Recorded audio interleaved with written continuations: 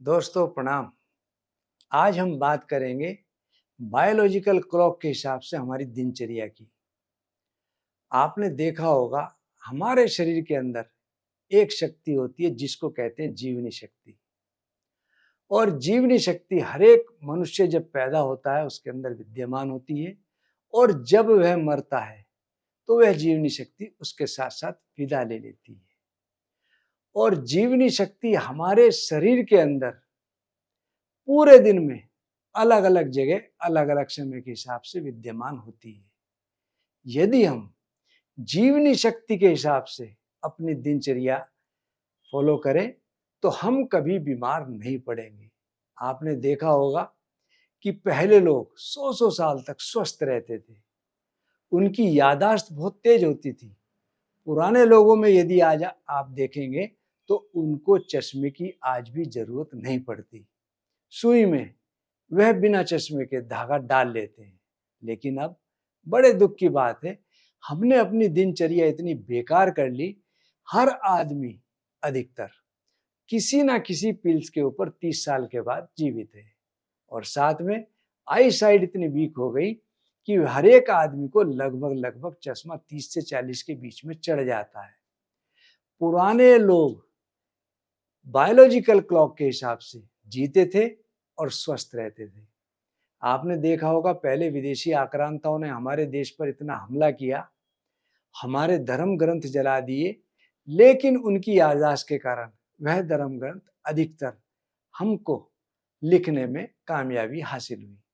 लेकिन अब हमारी ना तो याददाश्त अच्छी है, ना हमारा शरीर अच्छा है, और ना ही हम लोग स्वस्थ रह पाते हैं। आपने देखा होगा कि हर आदमी के चेहरे पर ना तो कोई तेज है, चेहरे पर चश्मा है, और आंखें कमजोर हैं, और याददाश्त बहुत ज़्यादा कमजोर है। जब टेलीफोन नंबर शुरू हुए तो 10-10 अंकों के बहुत से लोगों को अंक याद रहते थे। आज के समय में अपना टेलीफोन नंबर के सिवा दूसरे का टेलीफोन नंबर हमको याद नहीं रहता।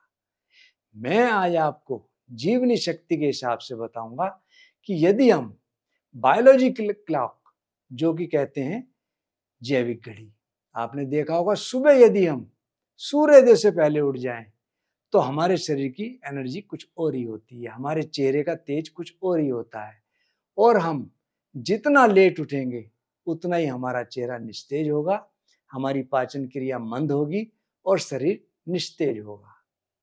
ब्रह्म मुहूर्त, जिसको कहते हैं 3 से 5, आपने देखा होगा, सुना होगा, पढ़ा होगा। पहले लोग ऋषि मुनि और बुजुर्ग लोग 3 बजे से 5 बजे के बीच में उठ जाते थे, जिसके कारण उनकी एनर्जी बहुत भरपूर रहती थी। और उस समय जीवनी शक्ति हमारी लंग्स में विद्यमान होती है। हम यदि 3 से 5 के बीच में उठें, 5 बजे भी उठें तो बहुत ज़्यादा अच्छा।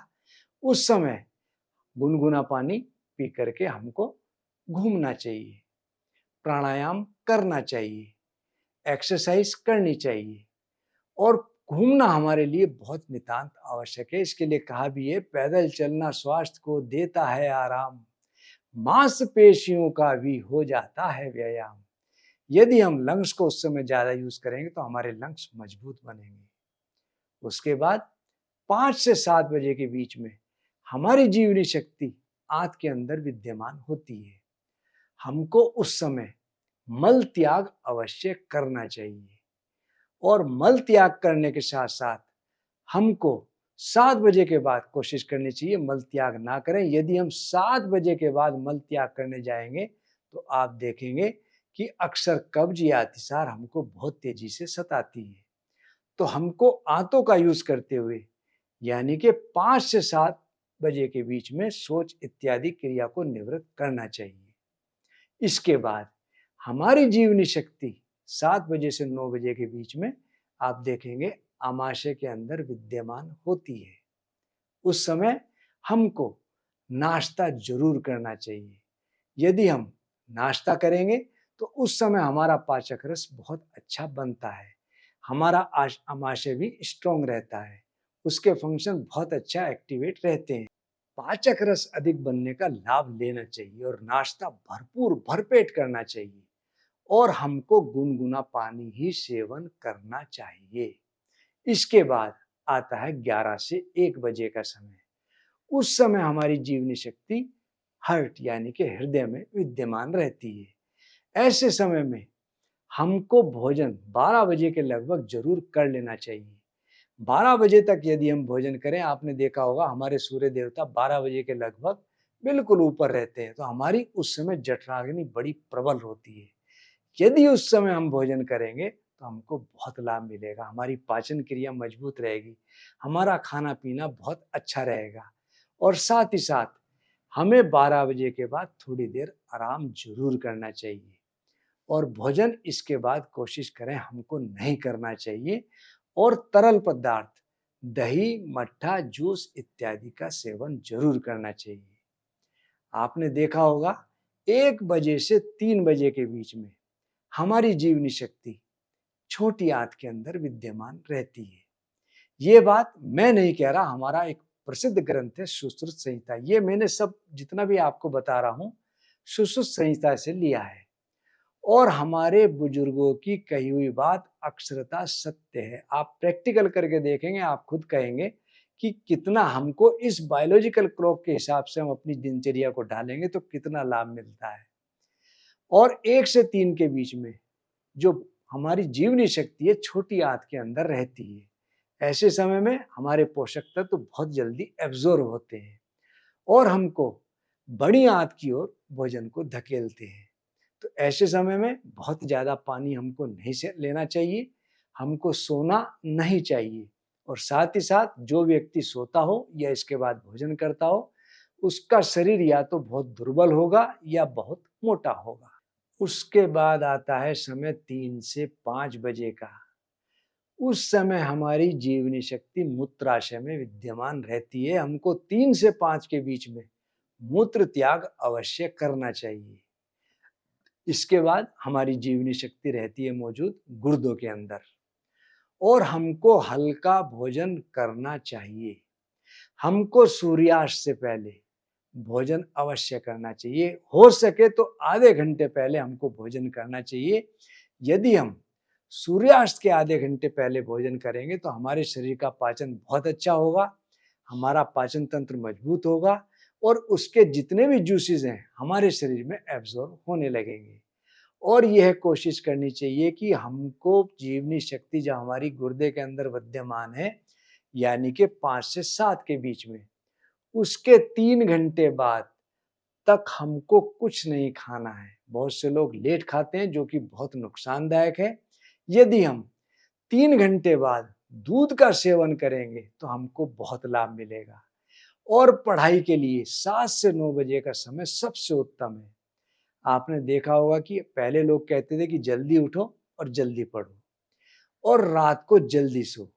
हम 7 से 9 के बीच में प्रातःकाल भी और सायंकाल भी हम जितना पढ़ाई करेंगे हमको उतना याद रहेगा, हमारा मस्तिष्क बहुत ज़्यादा एक्टिवेट रहेगा और हमारे को पढ़ा लिखा सारा याद रहेगा, हमारी मेमोरी बहुत स्ट्रांग बनेगी। तो इसलिए हमको 7 से 9 के बीच में अवश्य पढ़ना चाहिए। जो भी कुछ पढ़ाई का काम हो उस समय सबसे उत्तम है। इसके बाद आता है समय 9 से 11 बजे का रात का। ये हमारे सोने का समय है और उस समय हमारी जीवनी शक्ति रीढ़ की हड्डी में विद्यमान रहती है।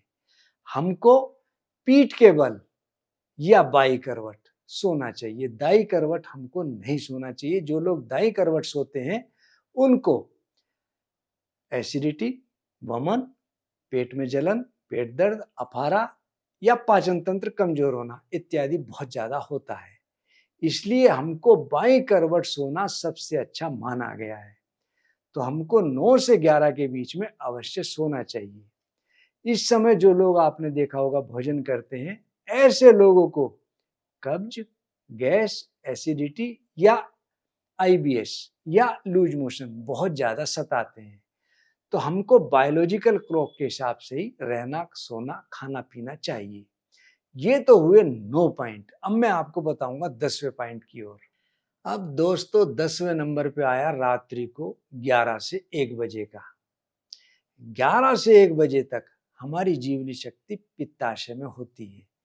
जो व्यक्ति उस समय जागते हैं उनको पित्त विकार निश्चित रूप से होंगे, नेत्र विकार निश्चित रूप से होंगे, बुढ़ापा और कमजोरी बहुत जल्दी उनको आएगी।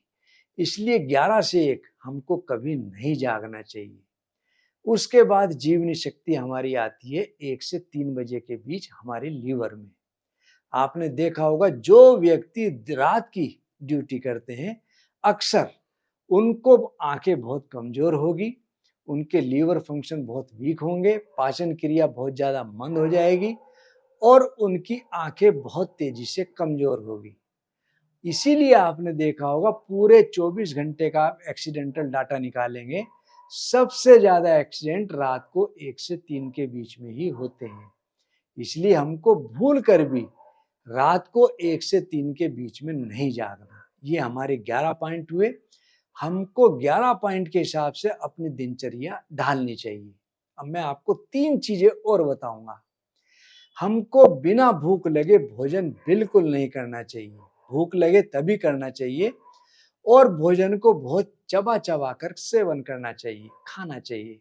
कहावत भी है, जो भोजन के ग्रास को चाबे 40 बार, यद्यपि जल ना पिए शक्ति बढ़े अपार। हमको कम खाना और खूब खाना, कम खाना पर खूब चबाना, तंदुरुस्ती का यही खजाना। हमको भरपेट नहीं खाना चाहिए। दूसरा, हमको जमीन पर बैठकर भोजन करना चाहिए। जो लोग जमीन पर बैठकर भोजन करते हैं उनकी जठराग्नि बहुत प्रबल रहती है और जमीन पर बैठकर हमको सुखासन में आलती पालती मारकर ही भोजन करना चाहिए, क्योंकि ऐसे समय यदि हम इस तरह भोजन करेंगे तो हमारा पाचन बहुत अच्छा होगा, हमारी अग्नि प्रज्वलित रहेगी और हमको ना तो कुर्सी पर बैठकर और ना ही खड़े होकर भोजन करना चाहिए। जो व्यक्ति कुर्सी पर बैठकर या खड़े होकर भोजन करते हैं उनकी पाचन क्रिया मंद होती है और उनको अक्सर पेट की समस्या बहुत तेजी से सताती है। सोने के लिए तीसरा पॉइंट आया हमारा, सोना। स्लीपिंग के लिए, सोने के लिए हमको पृथ्वी के चुंबकीय क्षेत्र का भरपूर लाभ लेना चाहिए।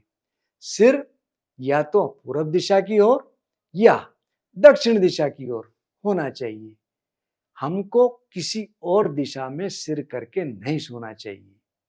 ये जो मैंने पॉइंट आपको बताए, यदि आप अपनी दिनचर्या में शामिल कर लें तो आप आजन्म स्वस्थ रहेंगे, निरोग रहेंगे और आपको किसी भी दवा की जरूरत नहीं पड़ेगी और आपके चेहरे का औज अलग ही छलकेगा। दोस्तों, मुझे आपसे एक शिकायत है, हम आपको नित नई जानकारियां खोज खोज करके लाते हैं। जो आपको कोई जानकारी नहीं देता मैं आपको वो बताता हूं। आप हमारा टीवी चैनल, यूट्यूब चैनल देखते तो हैं लेकिन उसको सब्सक्राइब नहीं करते और करवाते। मैं आपसे कहूंगा कि आप हमारा यूट्यूब चैनल आदर्श आयुर्वेदिक उसको जरूर सब्सक्राइब करें और लोगों से करवाएं। दूसरे सोशल मीडिया उनको भी जरूर फॉलो करें और दूसरों से करवाएं। धन्यवाद।